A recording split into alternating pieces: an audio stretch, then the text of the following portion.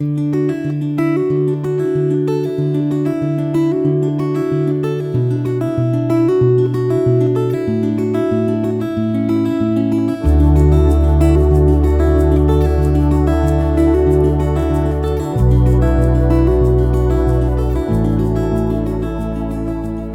reading begins in Genesis, chapter 11, starting in verse 1. The whole earth was of one language and of one speech. As they traveled east, they found a plain in the land of Shinar, and they lived there. They said to one another, "Come, let's make bricks, and burn them thoroughly." They had brick for stone, and they used tar for mortar. They said, "Come, let's build ourselves a city, and a tower whose top reaches to the sky, and let's make a name for ourselves, lest we be scattered abroad on the surface of the whole earth." The Lord came down to see the city and the tower, which the children of men built. The Lord said, "Behold, they are one people, and they all have one language, and this is what they begin to do. Now nothing will be withheld from them, which they intend to do. Come, let's go down, and there confuse their language, that they may not understand one another's speech." So the Lord scattered them abroad from there on the surface of all the earth. They stopped building the city, therefore its name was called Babel, because there the Lord confused the language of all the earth. From there the Lord scattered them abroad on the surface of all the earth. This is the history of the generations of Shem. Shem was 100 years old when he became the father of Arpachshad 2 years after the flood.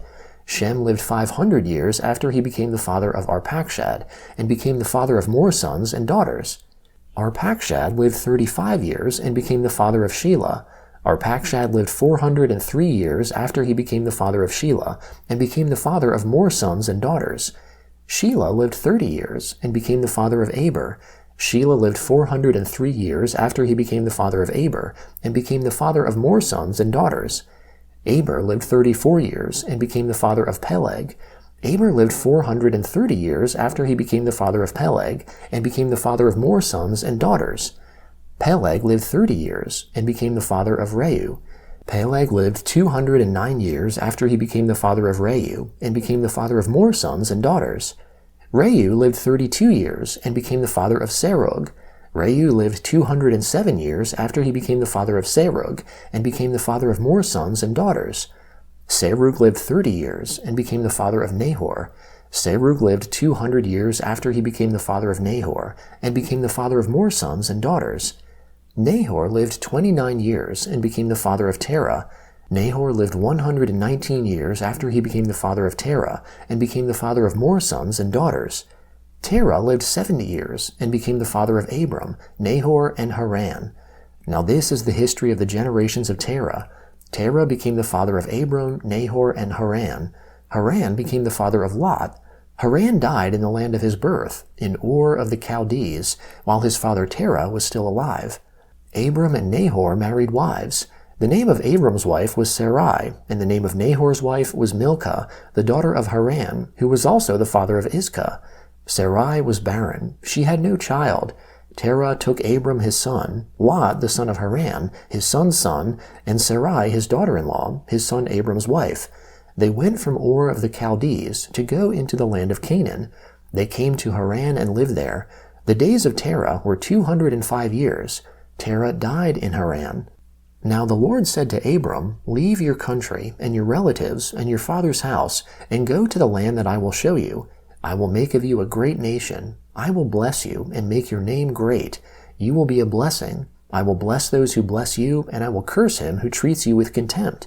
All the families of the earth will be blessed through you." So Abram went, as the Lord had told him. Lot went with him. Abram was 75 years old when he departed from Haran. Abram took Sarai his wife, Lot his brother's son, all their possessions that they had gathered, and the people whom they had acquired in Haran, and they went to go into the land of Canaan. They entered into the land of Canaan. Abram passed through the land to the place of Shechem, to the oak of Moreh. At that time Canaanites were in the land. The Lord appeared to Abram and said, "I will give this land to your offspring." He built an altar there to the Lord, who had appeared to him. He left from there to go to the mountain on the east of Bethel, and pitched his tent, having Bethel on the west and Ai on the east. There he built an altar to the Lord, and called on the Lord's name. Abram traveled, still going on towards the south. There was a famine in the land. Abram went down into Egypt to live as a foreigner there, for the famine was severe in the land. When he had come near to enter Egypt, he said to Sarai his wife, "See now, I know that you are a beautiful woman to look at.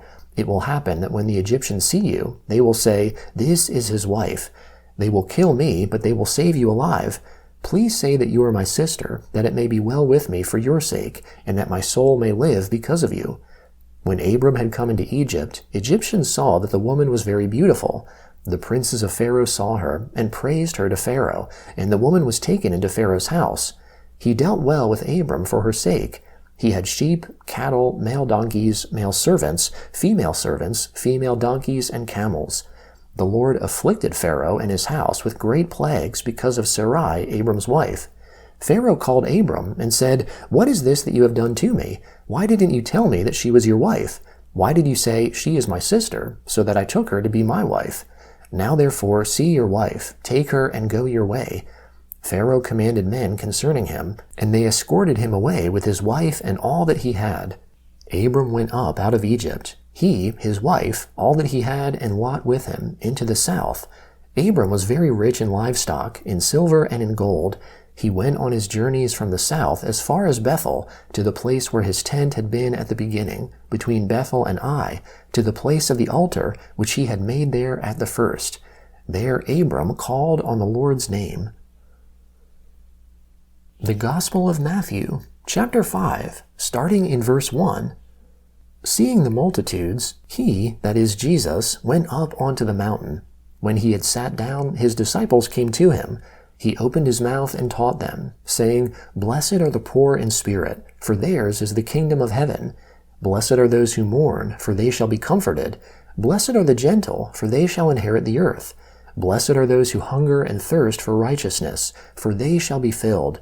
Blessed are the merciful, for they shall obtain mercy. Blessed are the pure in heart, for they shall see God. Blessed are the peacemakers, for they shall be called children of God. Blessed are those who have been persecuted for righteousness' sake, for theirs is the kingdom of heaven. Blessed are you when people reproach you, persecute you, and say all kinds of evil against you falsely for my sake. Rejoice and be exceedingly glad, for great is your reward in heaven. For that is how they persecuted the prophets who were before you. You are the salt of the earth, but if the salt has lost its flavor, with what will it be salted? It is then good for nothing, but to be cast out and trodden under the feet of men. You are the light of the world. A city located on a hill can't be hidden. Neither do you light a lamp and put it under a measuring basket, but on a stand, and it shines to all who are in the house. Even so, let your light shine before men, that they may see your good works and glorify your Father who is in heaven. Don't think that I came to destroy the law or the prophets. I didn't come to destroy, but to fulfill.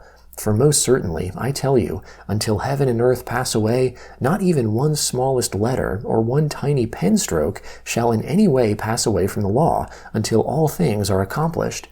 Therefore, whoever shall break one of these least commandments, and teach others to do so, shall be called least in the kingdom of heaven. But whoever shall do and teach them shall be called great in the kingdom of heaven. For I tell you that unless your righteousness exceeds that of the scribes and Pharisees, there is no way you will enter into the kingdom of heaven. You have heard that it was said to the ancient ones, 'You shall not murder,' and 'Whoever murders will be in danger of the judgment.'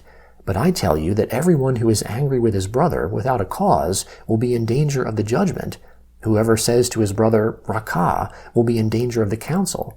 Whoever says, 'You fool,' will be in danger of the fire of Gehenna. If therefore you are offering your gift at the altar, and there remember that your brother has anything against you, leave your gift there before the altar, and go your way. First be reconciled to your brother, and then come and offer your gift. Agree with your adversary quickly, while you are with him on the way, lest perhaps the prosecutor deliver you to the judge, and the judge deliver you to the officer, and you be cast into prison. Most certainly I tell you, you shall by no means get out of there until you have paid the last penny." Psalm 5, beginning in verse 1.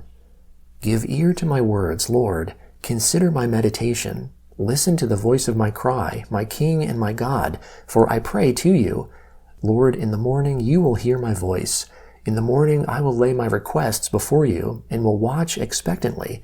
For you are not a God who has pleasure in wickedness. Evil can't live with you. The arrogant will not stand in your sight.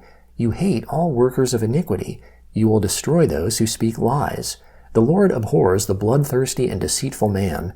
But as for me, in the abundance of your loving kindness, I will come into your house. I will bow towards your holy temple in reverence of you. Lead me, Lord, in your righteousness because of my enemies. Make your way straight before my face. For there is no faithfulness in their mouth. Their heart is destruction. Their throat is an open tomb. They flatter with their tongue. Hold them guilty, God. Let them fall by their own counsels. Thrust them out in the multitude of their transgressions, for they have rebelled against you. But let all those who take refuge in you rejoice. Let them always shout for joy, because you defend them.